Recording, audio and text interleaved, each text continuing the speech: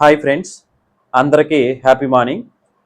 ఈ యొక్క వీడియోని ఎవరైతే డైరెక్ట్ సేలింగ్ ఇండస్ట్రీలో వర్క్ చేస్తున్నారో వాళ్ళు, అట్ ది సేమ్ టైం ఎవరైతే డైరెక్ట్ సేలింగ్ ఇండస్ట్రీలో ఒక మంచి కంపెనీని లైఫ్ లాంగ్ నడపాలి అని చెప్పేసి అనుకుంటున్నారో వాళ్ళు ఈ యొక్క వీడియోని ఎక్కడా కూడా సరే స్కిప్ చేయకుండా పూర్తిగా చూసేయండి. ఎందుకంటే మీకు చాలా చాలా ఇంపార్టెంట్. చాలా కంపెనీలు ఈ టైప్ ఆఫ్ ప్రాబ్లం వచ్చే ఆల్మోస్ట్ ఆల్ 50%, అంటే 50, ఒక 60-70 వేసుకోండి, 70% వేసుకోండి. 70% ఆఫ్ కంపెనీలు, మంచి కంపెనీలు, ప్రోడక్ట్ ఇస్తూ ఉండి మంచిగా జిఎస్టీ కడతా ఉండి పే అవుట్ బాగా ఇస్తూ ఉండి మంచి ఎథిక్స్ని పాటిస్తున్న కంపెనీలు కూడా అక్కడక్కడ చాలా ప్రాబ్లం ఫేస్ చేస్తున్నాయి. అంటే దానికి మెయిన్ రీజన్ ఒకటి ఉంది. దానికి పేరే, నేనైతే వాళ్ళకి పేరు ఏఎల్బి అని చెప్పేసి పెట్టాను.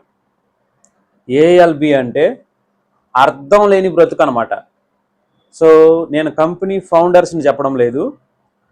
ఈ యొక్క ఏఎల్బిలు ఏం చేస్తున్నారంటే, వీళ్ళు ఒక కంపెనీలో జాయిన్ అయిన తర్వాత డైరెక్ట్ సేలింగ్ ఇండస్ట్రీ గురించి పూర్తిగా తెలుసుకోరు. ఒకవేళ తెలుసుకొని ఉన్నా దాన్ని కప్పిపెట్టేసి వీళ్ళు అనుకునిందే ముందుకు రావాలి, వీళ్ళు అనుకునిందే సాగాలి, వీళ్ళు అనుకునిందే ఎజెండా కావాలి అని చెప్పేసి అనుకుంటారు. సో వీళ్ళు కనుక మీ డైరెక్ట్ సేలింగ్ కంపెనీ, అంటే మీరు ఏదైతే కంపెనీ పెట్టినారో ఆ కంపెనీలో కనుక ఎదురొచ్చారా, ఇంకా మీ కంపెనీ ఆల్మోస్ట్ ఆల్ డేంజర్ జోన్లో ఉన్నట్టే. ఇంకా చెప్పలేం. మీరు ఇంకా స్ట్రాంగ్గా లీగల్గా ముందుకి, స్ట్రాంగ్గా లీగల్గా ఇంకా మంచి సపోర్ట్తో దాన్ని ఎదుర్కొంటేనే మీ కంపెనీ బ్రతికి బయటపడుతుంది. లేదంటే ఇంకా క్లోజ్ అయిపోతుంది అనమాట, ఎంత మంచిగా ఉన్నా సరే. సో ఇక లేట్ చేయకుండా మనము మెయిన్ టాపిక్లోకి వెళ్ళిపోదాం. నా యొక్క అనుభవం నుంచి, సో ఈ యొక్క డైరెక్ట్ సేలింగ్ ఇండస్ట్రీలో మంచి కంపెనీ ప్రోడక్ట్, మంచి క్వాలిటీ ప్రోడక్ట్ ఇస్తూ ఉండి కూడా, సో రీజనబుల్ ప్రైస్కి ఇస్తూ ఉండి కూడా, కరెక్ట్గా పే అవుట్ ఇస్తూ ఉండి కూడా, ప్లాన్లో ఎథిక్స్ ఉండి కూడా, సో మంచి టర్మ్స్ అండ్ కండిషన్స్, అంతే మరీ టఫ్గా కాకుండా మంచి టర్మ్స్ అండ్ కండిషన్స్ పెట్టి కూడా కంపెనీ యొక్క టర్న్ ఓవర్ హైకి వెళ్ళినప్పుడు, మనిషి అంటే ఆశావాది అన్నట్లు కొంతమంది ఏం చేస్తారంటే, వీళ్ళని ఏఎల్బీలు అంటే అర్థం లేని బ్రతుకు అనమాట. వీళ్ళ లైఫ్లో ఏం చేస్తున్నారు అనేది వాళ్ళకే క్లారిటీ ఉండదు. మొత్తానికైతే ఏలేదు, వాళ్ళు ఏదో చేస్తున్నట్టు, ఏదో పొడి చేస్తున్నట్టు వాళ్ళు ఫీలింగ్లో ఉంటారు. వాళ్ళు ఏం చేస్తారంటే, మీ కంపెనీ పైన 4-5 మందితో దాంట్లో జాయిన్ అయ్యి వాళ్ళ టీంతో కలిపి, వాళ్ళ టీంలో వాళ్ళకి పాయింట్స్ గుర్తు రాకపోయినా వీళ్ళు వచ్చేసి ఏ విధంగా మాట్లాడాలని చెప్పేసి వాళ్ళకే ట్రైనింగ్ ఇచ్చి, తర్వాత ఎక్కడెక్కడ చిన్న చిన్న మిస్టేక్స్ ఉన్నాయో అవన్నీ కనిపెట్టి మరీ మాటలతో నీ కంపెనీని మొత్తానికైతే క్లోజ్ చేయించాలా అని చెప్పేసి అనుకుంటాడు వాడు. వాడి యొక్క టార్గెట్ అదే. నువ్వు వాడికి ఏం చెప్పినా వినడు, ఏం చేసినా, ఇంకా వాడికి ఏ విధంగా అర్థమయ్యేటట్టు చెప్పినా వాడు దాన్ని అర్థం చేసుకోడు. వాడి టార్గెట్ ఏంటంటే నీ కంపెనీని ఇంకా పూర్తిగా క్లోజ్ చేయడం మాత్రమే వాడి టార్గెట్ ఉంటుంది. సో ఈ టైప్ ఆఫ్ పీపుల్స్, ఒకటి డబ్బు కోసమైనా ఆ విధంగా చేస్తూ ఉంటారు. ఇంకొకటి ఏంటంటే ఒక ఈగోతో, అంటే మనం సక్సెస్ అయిపోతున్నాం, లేదంటే డైరెక్ట్ సేలింగ్ ఇండస్ట్రీ సక్సెస్ అయిపోతుంది, లేదంటే ఈ యొక్క కంపెనీల వల్ల చాలామంది నాకు ఆపోజిట్గా ఉన్న పర్సన్ కూడా రిచ్గా అయిపోతున్నాడు, సో వాడేంది అంత డబ్బు సంపాదించేది ఏంటి, అంటే వాడేంది అంత డబ్బు సంపాదించేది ఏంది అంటున్నానంటే, దాని యొక్క అర్థం ఏంటంటే, ఈ పర్సన్ ఎవరో ఒకరి పర్సన్ని, ఈ పర్సన్కి ఆపోజిట్గా ఉన్న పర్సన్ ఏం చేస్తారంటే మన కంపెనీలో జాయిన్ అయ్యి కొద్దిగా డబ్బు సంపాదించుకొని లీగల్గా, ఎథికల్గా తన లైఫ్ చేంజ్ చేసుకుంటూ ఉంటాడు. సో ఫర్ ఎగ్జాంపుల్, ఒక ఆర్సిఎం కంపెనీయో, వెస్టేజ్ కంపెనీయో, లేదంటే ఐఎంసీ కంపెనీ అనుకుందాం. సో మీరు జాయిన్ అయ్యి మంత్లీ ఒక 10 lakhs సంపాదిస్తున్నారనుకో, అది ఇతనికి పట్టదనమాట. అంటే జీర్ణించుకోలేడు దాన్ని. అప్పుడు ఏం చేస్తాడంటే, ఇందులో ఉన్న పాయింట్స్, తన దగ్గర ఉన్నటువంటి అతి తెలివిని కంపెనీని కొలాప్స్ చేయడం కోసం, టీముని కొలాప్స్ చేయడం కోసమే వాడతాడు. సో ఈ టైప్ ఆఫ్ పీపుల్స్ మాట్లాడేటువంటి మాటలు ఎలా ఉంటాయంటే, నాలెడ్జ్ లేని పీపుల్స్కి ఖచ్చితంగా డైరెక్ట్ సేలింగ్ ఒక ఫ్రాడ్ డే అని చెప్పేసి అనుకునేస్తారు. డైరెక్ట్ సేలింగ్ ఒక చాలా వరకు చైన్ సిస్టమ్ అని చెప్పేసి, కంపెనీ మీరు వర్క్ చేస్తున్నారో, తను ఏదైతే టార్గెట్ పెట్టుకున్నాడో ఆ కంపెనీలో ఉన్నటువంటి లేని తప్పులను కూడా కరెక్ట్గా ఉన్నట్టు చూపించేస్తాడు. సో అది చాలా చాలా ఒక ఎలా చెప్పేది, మీకు మీకు ఎదురుగా వస్తున్నటువంటి పెద్ద ప్రాబ్లమ్స్లలో ఇది ఒక ప్రాబ్లం. ఆల్మోస్ట్ ఆల్ ఇండియాలో పెద్ద పెద్ద కంపెనీలకన్నీ కూడా ఈ ప్రాబ్లమే వచ్చింది.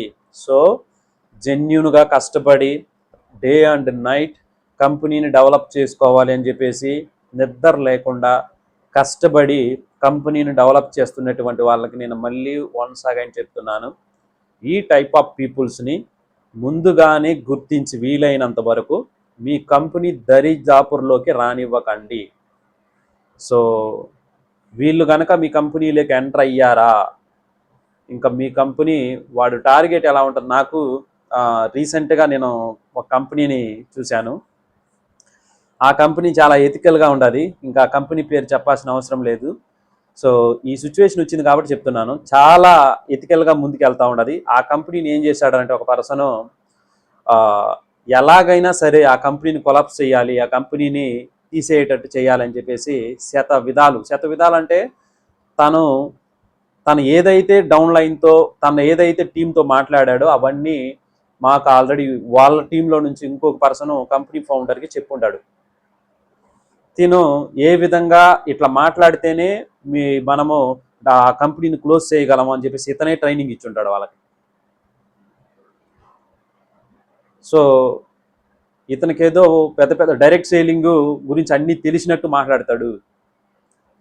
సో ఇది ముందుగానే గుర్తించి పెట్టుకోవాలి. సో నా యొక్క ఎక్స్పీరియన్స్లో ఈ టైప్ ఆఫ్ పీపుల్స్ ఎలా ఉంటారు అంటే, ఫస్ట్ వన్, ఎవరైనా ఒక లీడరు, నేను డైరెక్ట్ సేలింగ్ ఇండస్ట్రీలో ఇన్ని రోజులు పనిచేశాను, ఇలా ఉండాలి అలా ఉండాలి అని చెప్పేసి నీ కంపెనీలోకి ఎంటర్ అయితే ప్రీవియస్ కంపెనీని ఎందుకు వదిలేశారో అనేది ఒక రీజన్ అన్నది ఉండాలి.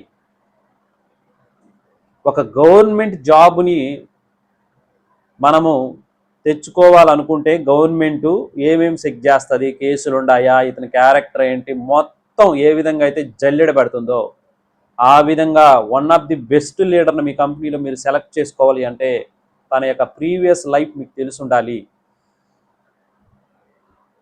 సో తను ఇంతకుముందు ఏ కంపెనీలో పనిచేశాడు, ఏ విధంగా ఎథిక్స్ పాటించుంటాడు, సో ఇవన్నీ వీలైనంత వరకు తెలుసుకోవడం బెటర్. వీళ్ళు ఎంటర్ అయితే కంపెనీని ఓ రేంజ్కి తీసుకొని వెళ్తా అట్లా ఇట్లా అని చెప్పేసి కొద్దిగా తీసుకొచ్చిన తర్వాత వాళ్ళ యొక్క జర్నీలో మీ కంపెనీలో జర్నీ చేస్తుంటారు కదా, ఆ మూమెంట్లో ఏదైనా ఒక తప్పును పట్టుకొని మీ కంపెనీని వెనక్కి లాగాలి అని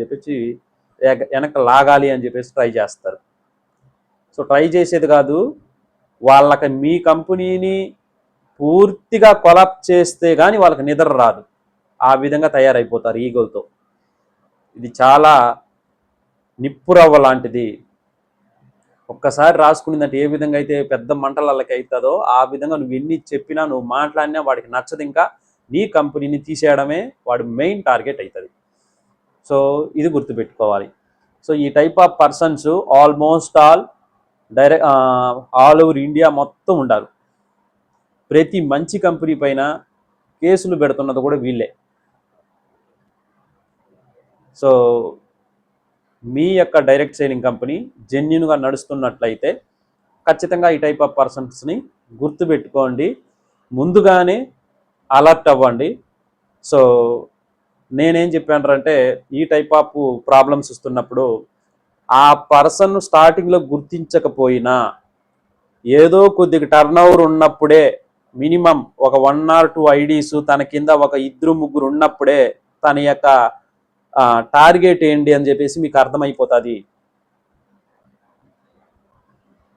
సో అప్పుడు ఆ యొక్క కొద్దిగా ఐడీలు ఉన్నప్పుడే వాళ్ళకు ఉన్నటువంటి ఐడీలకి ఏదైతే ప్రోడక్ట్ ఇచ్చారో దాని ప్రకారంగా లీగల్గా ఎథికల్గా అంటే ఆ ప్రోడక్ట్ వాళ్ళకి ఇచ్చేసి క్లోజ్ చేసుకోవడమో, లేదంటే వాళ్ళకి ఆ ప్రోడక్ట్ తీసుకొని వాళ్ళకి అమౌంట్ ఇచ్చేయడమో ఆడవరకు క్లోజ్ చేసేయాలి వాళ్ళు మాత్రం. ఎందుకంటే వీళ్ళకి మంచి చేయడం చేత కాదు. వీళ్ళ టార్గెటే కంపెనీని బ్లేమ్ చేయడం, డబ్బులు తీసుకోవడం, కంపెనీలను బ్లేమ్ చేయడం, డబ్బులు తీసుకోవడమే వీళ్ళ పనిగా తయారైపోయింది. వీళ్ళు దీనికి మళ్ళీ గొప్పలు చెప్పుకుంటూ సాగిపోతూ ఉంటారు ఈ ఏఎల్బీలు, అర్థం లేని బ్రతికోళ్ళు. సో ఇంకా ఆ యొక్క వాళ్ళ గురించి చెప్పాలంటే చాలా కోపం వస్తుంది. బట్ టైప్ ఆఫ్ పీపుల్స్తో మీరు కొద్దిగా జాగ్రత్తగా ఉండండి, మంచి కంపెనీలు నడిపే వాళ్ళు. అట్ ది సేమ్ టైం ఈ యొక్క ప్రాబ్లంని ఒకవేళ కంపెనీలకి ఎదురుగా వచ్చినప్పుడు, మా కంపెనీకి ఎదురుగా వచ్చినప్పుడు మీరు ఏం చేయాలి అంటే, ముందుగానే మీరు మంచి కంపెనీలతో మంచి రిలేషన్షిప్ అనేది పాటించండి. దయచేసి మంచి కంపెనీలని, డైరెక్ట్ సేలింగ్ కంపెనీలు నడుపుతున్నటువంటి వాళ్ళు మీకు ఆపోజిట్గా ఒక మంచి డైరెక్ట్ సేలింగ్ కంపెనీ నడుస్తుంటే ఆ కంపెనీ ఫౌండర్తో మంచి రిలేషన్షిప్లో ఉండండి, ఒక మంచి ఎథిక్స్ని పాటించండి. సో మంచి కంపెనీలను నడుపుతూ మంచిగా ఉన్న వాళ్ళు కూడా ఉండారు. ఫర్ ఎగ్జాంపుల్ మా విఆర్ షాపీ ఉండదు, సో మేము ఉండాం. అట్ ది సేమ్ టైం కొంతమంది ఉన్నారు నాకు రిలేషన్స్లో, వాళ్ళు కూడా ఒక మంచి కంపెనీని, ఆపోజిట్ కంపెనీని రెస్పెక్ట్ ఇస్తారు. సో ఆ విధంగానే మీరు కూడా ఒక 4-5 కంపెనీ ఫౌండర్స్తో ఒక మంచి రిలేషన్షిప్లో ఉండి, ముందుగానే ఈ 4-5 కంపెనీ ఫౌండర్స్ కూడా, లేదంటే 4-5 కదా, మొత్తం ఎంతమంది కంపెనీ ఫౌండర్స్తో మంచి రిలేషన్షిప్ చేస్తే అంత మంచిది. మీరందరూ కంపెనీ ఫౌండర్స్ అందరూ ఒక మీటింగ్ పెట్టుకొని, సో కంపెనీలకి ఎలాంటి ప్రాబ్లమ్స్ వస్తున్నాయి, మీరు ఏ విధంగా ఫేస్ చేయాలి, పవర్ ఆఫ్ టీం వర్క్ అనేది మీరు కూడా పాటించాలి. ఒక కంపెనీకి ప్రాబ్లం వస్తే ఇంకొక కంపెనీ వాళ్ళు చూస్తూ ఉండకూడదు, ఖచ్చితంగా మీరు కూడా పోరాడాలి. ఎందుకంటే ఈరోజు వేరే ఇంటి మీద నిప్పు పాడొచ్చామో, రేపు నీ ఇంటి మీద పడడానికి ఆ నిప్పు కనికిరావు ఖచ్చితంగా నీ కంపెనీ మీద పడడానికి కూడా వెయిట్ చేస్తూ ఉంటుంది. అది నీ కంపెనీ మీద ఖచ్చితంగా పడుతుంది. ఆ రోజు నాటికి విడిపోతున్నాము, కంపెనీలలో మంచి కంపెనీలు కూడా వెనక్కి వెళ్ళిపోతున్నాయి. ఎంతో టర్న్ ఓవర్ తీసుకురావాల్సినటువంటి కంపెనీలు, డైరెక్ట్ సేలింగ్ ఇండస్ట్రీ పట్ల ఇండస్ట్రీకి గొప్ప పేరు తేవాల్సినటువంటి కంపెనీలు కూడా వెనక్కి వెళ్ళిపోతున్నాయి అంటే ఈ రిలేషన్షిప్ లేకపోవడమే అని చెప్పేసి కూడా మనం చెప్పుకోవచ్చు. సో మంచి రిలేషన్షిప్ మీన్స్ ఈ టైప్ ఆఫ్ పీపుల్స్ కంపెనీకి ఎదురుపడినప్పుడు ఒక 4-5 మంచి కంపెనీలు స్ట్రాంగ్గా నిలబడి, లీగల్గా, ఎథికల్గా స్ట్రాంగ్ రిలేషన్షిప్ పాటిస్తే ఈజీగా మూవ్ ఆన్ అవుతుంది. ఎందుకంటే ఈరోజు పెద్ద కంపెనీలన్నీ అదే చేస్తున్నది. వెస్టేజ్, ఐఎంసి, ఆర్సిఎం, ఈ కంపెనీలన్నీ ఐడిఎస్ అని చెప్పేసి ఒక అసోసియేషన్ పెట్టుకునేసి, లేదంటే ఏదైనా మీటింగ్ పెట్టినప్పుడు అన్ని కంపెనీ ఫౌండర్స్ అక్కడ గ్యాదర్ అయ్యి వాళ్ళు లీగల్గా, ఎథికల్గా ఎలా మూవ్ ఆన్ అవ్వాలి, మంచి రిలేషన్షిప్ పాటిస్తున్నారు. సో మనం కూడా చిన్నపాటి కంపెనీలన్నీ కూడా సరే అంత స్థాయిలో మీరు రిలేషన్షిప్ అనేది చేయలేకపోయినా, నీ చుట్టుపక్కల ఉన్న వాళ్ళతో మంచి రిలేషన్షిప్ అనేది, అది కూడా డైరెక్ట్ సేలింగ్ కంపెనీలతో, వాళ్ళతో ముందుగానే డిస్కస్ చేసుకొని నువ్వు ఎదుగు నేను ఎదుగుతానని చెప్పేసి ఈ టైప్ ఆఫ్ రిలేషన్షిప్ చేయాలంటే ఖచ్చితంగా డైరెక్ట్ సేలింగ్ ఇండస్ట్రీలో మంచి పర్సన్ అయి ఉండాలి. కంపెనీ నడిపేటువంటి పర్సన్ కూడా మంచి పర్సన్ అయి ఉండాలి. సో ఇవన్నీ దృష్టిలో పెట్టుకునేసి ఇప్పుడు నేను చెప్పినటువంటి మాటలకి ఇంకా 4-5 యాడ్ చేసుకొని, సో మీ కంపెనీని మెరుగుపరుచుకోవడానికి, మీ రిలేషన్షిప్ని మెరుగుపరుచుకోవడానికి మీరు ఏదైతే చేయాలనుకున్నారో అవన్నీ పర్ఫెక్ట్గా మంచి రిలేషన్షిప్తో ముందుకెళ్ళండి. ఓకే, ఈ టైప్ ఆఫ్ పీపుల్స్ వచ్చినప్పుడు వాళ్ళతో వాగ్దానానికి దిగకుండా లీగల్గా ఫేస్ చేయండి అంతే. వాగ్దానానికంటే ఏంటి, వాళ్ళని తిట్టడమో, కొట్టడమో, లేదంటే వాళ్ళ మీద మీరు ఎట్లా పడితే అట్లా బిహేవ్ చేయడమో చేయకుండా లీగల్గా, ఎథికల్గా మీ ప్రాబ్లం మీరు సాల్వ్ చేసుకొని, మీ కంపెనీని మీరు సేవ్ చేసుకొని మీ జర్నీ మీరు స్టార్ట్ చేయాలంతే. అది వదిలేసి దాన్ని గట్టిగా పెద్దదిగా చేసుకోకుండా. Okay, all the best.